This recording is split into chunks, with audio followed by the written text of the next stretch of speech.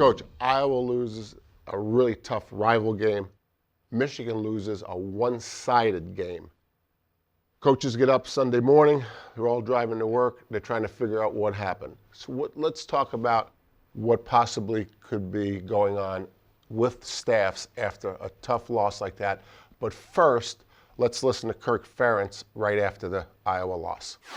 The biggest thing right now for our football team, we still got 12 weeks in front of us, 10 games, and you never want to lose a game, certainly, but the biggest thing is, like any time of the season, it's how you're going to respond to it, and it's important for our guys to understand. I think we have a good football team here. We have good leadership, good coaching staff, and, win, lose, or draw, you got to move forward and respond. So this one's going to hurt for a while, but we'll move forward and learn from it tomorrow and go back to work on Monday.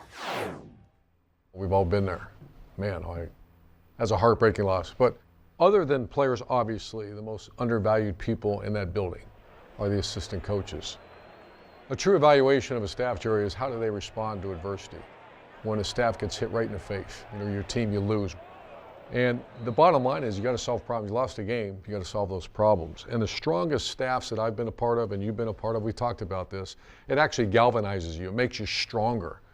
It's called a foxhole mentality where you shut out all the noise, shut out all the egos, and go to work and do what? Solve problems. The great staffs do that. In 2014, we lose game 2 with a freshman quarterback named G.T. Barrett. That coaching staff, there was no egos. Everybody went to work, and we didn't lose a game for 20 games. Obviously players, but those assistant coaches are very valuable. Let's flip the switch, the other side, the lesser staffs. The lesser staffs, all of a sudden the kind of mentality shows up in that facility. It's called CYA, or cover your tail. And everybody's pointing fingers and covering their own butt. You know what happens in those situations? Problems don't get solved.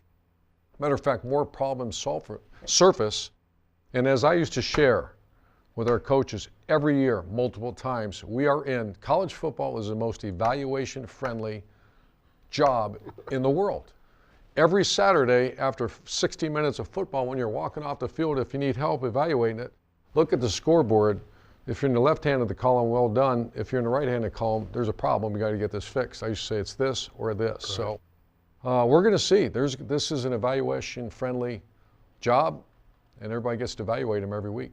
It's interesting, the two coaches that we jumped off of to have this conversation. Kirk Ferentz is the longest head coach in the country. He's been through this before. Sharon Moore, we've all been through that first loss. And so Sharon will learn and figure out how he wants to deal with it. But hopefully both of them, and I think both of them will deal with it in a positive way, but you have to deal with it. Last point, and I brought this up on Big Noon. I got good news and I got bad news. Good news is the Wolverines won a national championship. Bad news, they won a national championship. Everything they do, you've been a part of a national championship, I have as well.